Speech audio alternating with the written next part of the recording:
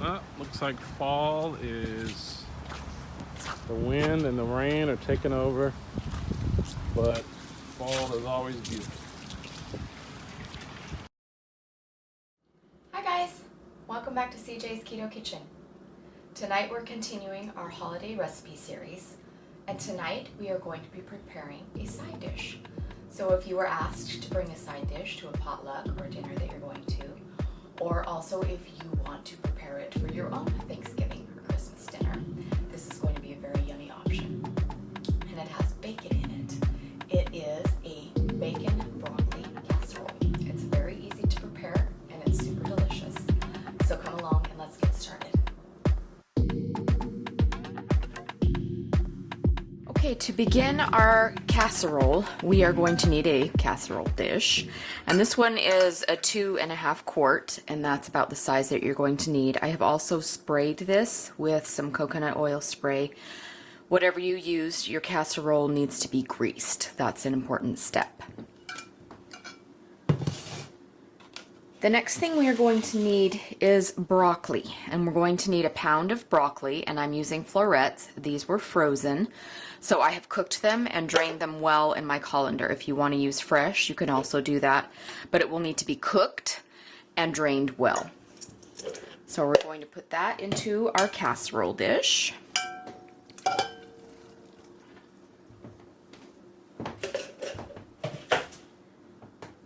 And to this, we want to add bacon, because after all, this is a broccoli bacon casserole. Emphasis on bacon. So I have about 1/3 cup of bacon here. That's about 3 to 4 pieces of bacon, depending on how large your bacon is. And I've already cooked it, and it's crumbled. And I'm just going to add that in.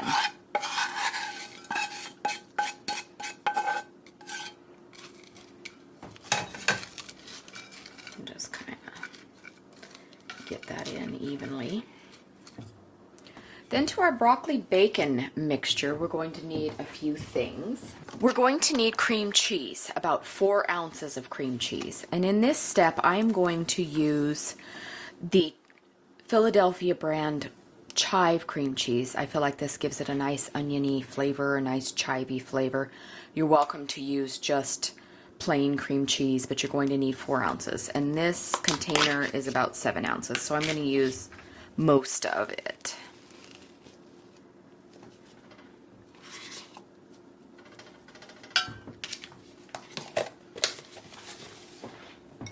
And then I also need about 4 chopped green onions. And green onions are lower in carb than regular onion. If you prefer to use regular onion, you absolutely could.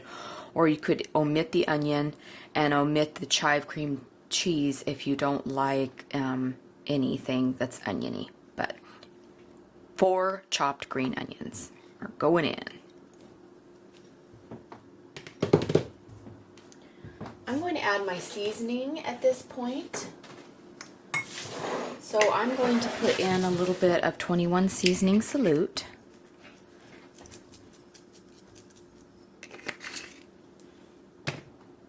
I'm going to add a little bit of pink Himalayan sea salt. And I'm also going to put in some black pepper.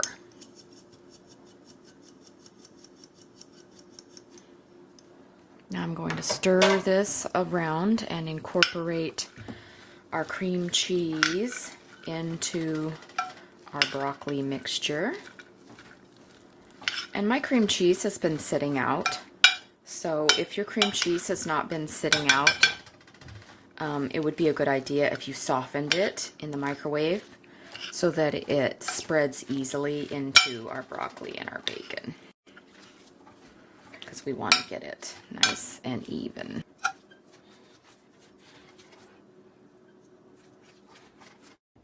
Next, I'm going to add about 1/4 cup of heavy cream, just to help everything get well incorporated. To make up our sauce. We want to make sure that we get our bacon off the bottom too. That's very important.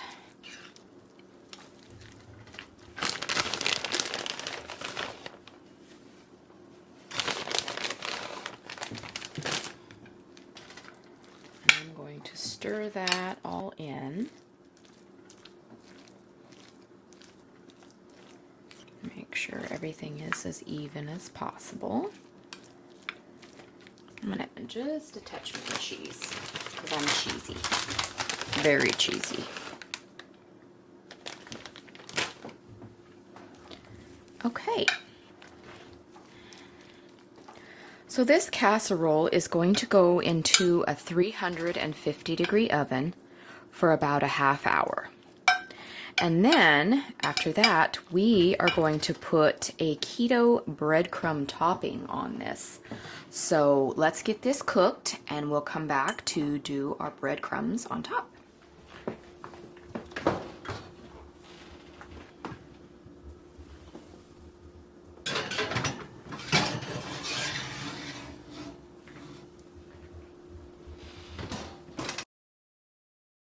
Okay, so we are going to be making some simple keto breadcrumbs to sprinkle on top of our casserole. It has about 8 minutes left in the oven. You can actually use these breadcrumbs for breading meat or any other thing that you would like to use for breadcrumbs.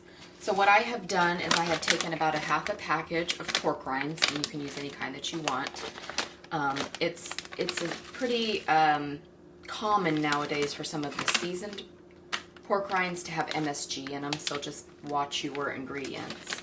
And I have whirled those up in my blender to make a fine powder. Now to this, I'm going to add some Parmesan cheese, and you could, have regular Parmesan cheese, the kind that's in a strip if you want, but I'm looking for something very fine, so I'm just going to go ahead and use Parmesan cheese that comes in a jar. And I'm going to use about half of this container, so it's about, I would say, 1/3 of a cup or so. And I'm just going to add that to my mixture. And we're just going to incorporate that. And then we're going to add some seasoning to give it kind of your traditional, like, Italian breadcrumbs that you would get, in a shaker container. So we want to add some parsley. And it never comes out very good from the top, so. And that's going to give us a nice pretty green look too. I'm going to put a little bit of onion powder.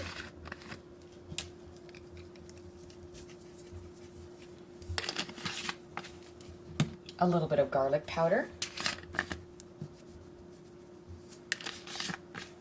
And I'm also going to put a little bit of 21 seasoning salute in there. My favorite. And then I'm just going to incorporate all of that. So then you have a delicious breadcrumb topping. And we're going to put this on top of our casserole. And then we are going to broil it for about 3 to 5 minutes so that this gets nice and brown, just like on your traditional, say, macaroni and cheese or your green bean casserole. A lot of the other casseroles that are served this time of year would have a breadcrumb topping.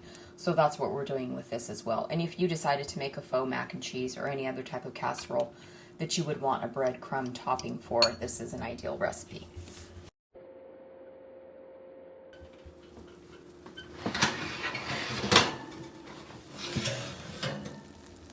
Nice and cheesy and golden. Now we're going to put our breadcrumbs on.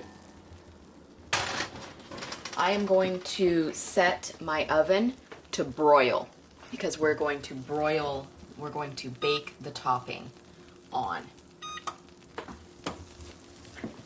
Then I'm going to take our prepared breadcrumbs, and I'm not going to use the whole thing. I'm just going to sprinkle this evenly over our casserole, and you can of course put as many breadcrumbs on there as you want.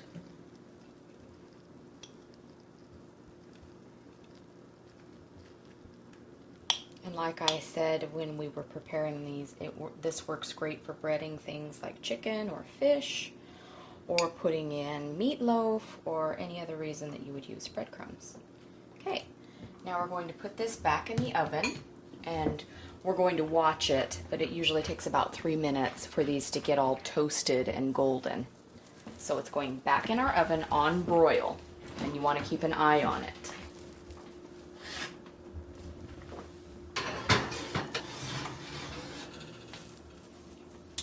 Okay, it's ready.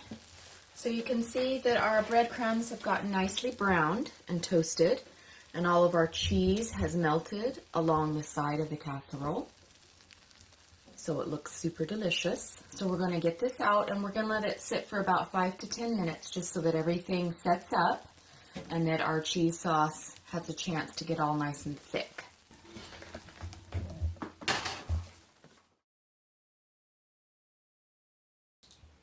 Hi, CJ.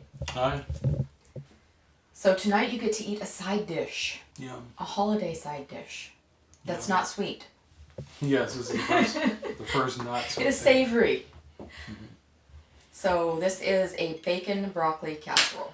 Bacon broccoli casserole. And it has a breadcrumb topping.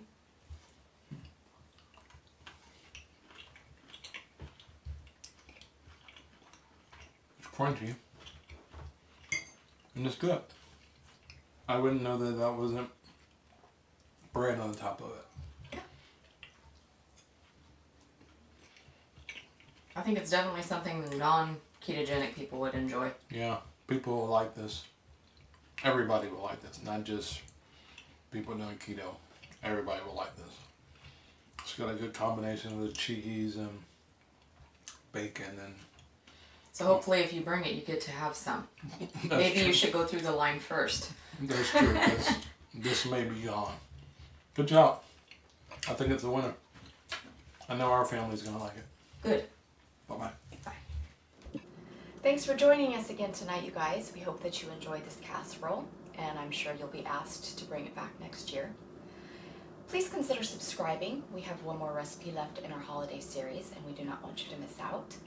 Please hit the notification bell so that you know when we upload new content. We upload twice a week, recipes on Sundays, and keto conversations on Wednesdays. Also, on our blog, that's cjsketokitchen.com, we have holiday recipes from last year, and you can also find the full recipe and all the macros and other recipe ideas there as well. Please also consider following us on our social media platforms. We're on Instagram and Facebook, and most of the times we post teaser photos for what we're going to be making on Sunday. So please consider joining us on those as well. We hope that you'll come back and see us next time, and we'll see you then.